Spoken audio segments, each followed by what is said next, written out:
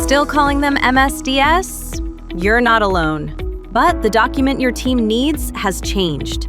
Here's the difference between a material safety data sheet and a safety data sheet. Before 2012, MSDS had no standard format. Every manufacturer organized hazard information differently, which made it harder to find what you needed, especially in an emergency.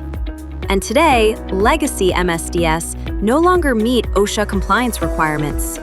That's why OSHA adopted the Globally Harmonized System and replaced the MSDS with the SDS, a standardized 16-section safety data sheet used across more than 70 countries. Now, anyone who manufactures, imports, or distributes hazardous chemicals is legally required to prepare and maintain compliant safety data sheets. And because regulations, formulations, and exposure data change constantly, SDS authoring isn't a one-time task. It's an ongoing obligation. That's where 3E comes in.